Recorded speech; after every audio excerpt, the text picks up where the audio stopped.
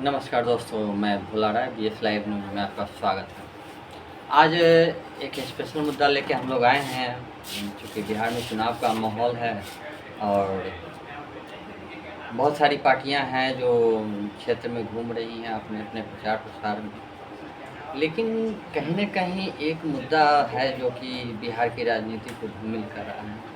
एक दूसरे पर आरोप प्रत्यारोपों का दौर चल रहा है और काफ़ी सारे जो जिसकी जैसी सोच है वैसे मतलब प्रवचन अपना दे रहे हैं, जनता के बीच जा भी रहे हैं, कुछ अच्छे भी और कुछ बुरे विचार लेके भी जा रहे हैं। तो इसमें बिहार की जो राजनीति है उसको धूमिल कैसे कहा जा सकता है? जैसे कि कुछ बड़े नेता सोचते हैं कि मैं ये कर सकता हूँ, वो कर सकता हूँ, पूरे बिहार को मैं जोत सकता हूँ। तो बिहार तो शुरू से बहुत ही मतलब बुद्ध की धरती रही है और यहाँ पर बुद्ध जैसे महान आत्मा को ज्ञान प्राप्त हुआ था। और बिहार बहुत ही पेचीदा राजनीति का जगह है, केंद्र है। यहाँ से बड़े बड़े सुरमाओं को धूल चटाया गया है। तो इसी संबंध में आज हम बिहार के चुनावों पर चर्चा करेंगे कि किस पार्टी के द्वारा क्या कार्य किया जा रहा है और किस तरह से जो है हमारे बिहार को मतलब छोटा राज्य या कम में आंकते हैं लोग और यहीं से राजनीति भी करते हैं।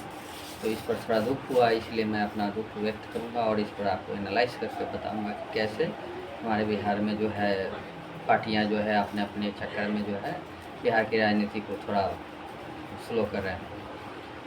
अब आते हैं, बात करते हैं राष्ट्रीय जनता दल, जनसुराज और बीजेपी एनडीए गठबंधन की। तो जहाँ तक जानकारी है कि मैं समझता हूँ लालू जी के बाद तेजस्वी जी और संजय जी आरजेडी की भागडोर संभाले हुए हैं।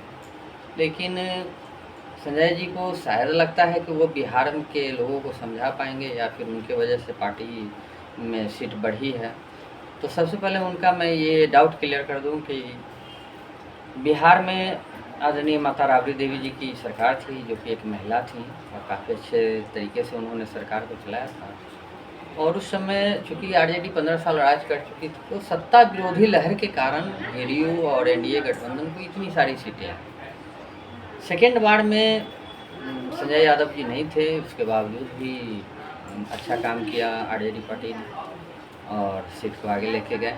अभी जो 70-78 का सीट है, तो आपको बता दें कि 30 से 38 सीटें तो आरजेडी अगर कुछ नहीं भी करती है तो उनका कैडर सीट है जो कि वो आना ही आना है। अब रह गई 20-25 सीट जो बढ़ रही है, जैसे 78-80 यही आंकड़ा आ रहा है। तो उसमें आपको बता दें कि इसमें ना संजय यादव फैक्टर है और ना तेजस्वी यादव फैक्टर है। इसमें केवल और केवल फैक्टर है तो सत्ता विरोधी लहर का फैक्टर है। और इसी बीच जनसुराज लेकर प्रशांत भाई जी आ गए हैं, तो वो बहुत मास्टर पीस आदमी हैं और वो कहीं न कहीं इन दोनों के अहंकार में अपना हित को साध लेंगे। और ये मुझे विश्वास है कि वो वाकई में अच्छे सलाहकार और अच्छे रणनीतिकार हैं। तो इस बाबत जो है, अब रह गई बात एनडीए गठबंधन की। तो एनडीए गठबंधन दो मुद्दाओं पर सफ़र कर रहा है, एक नीतीश जी का साथ और दूसरा कहीं न कहीं प्रशांत जी उससे इन्वॉल्व हैं। अगर प्रशांत जी का मेन उद्देश्य है कि या तो फिर मेरी सरकार बन जाए या फिर आरजेडी की सरकार ना बने, ताकि किसी भी कीमत पर अगर एनडीए की सरकार बनती है तो प्रशांत जी की हर इच्छाएँ पूरी हो जाएंगी। उनकी सरकार बनी तो और बेहतर बात, लेकिन कहीं न कहीं आरजेडी की सरकार बनती है तो एनडीए और प्रशांत किशोर जी दोनों को चोट लगेगा और उनके सफल रणनीति का जो है कहीं न कहीं नुकसान होगा। और इसी के साथ हम अपनी बातों को समाप्त करते हैं। इस पर विचार कीजिएगा। धन्यवाद। नमस्कार।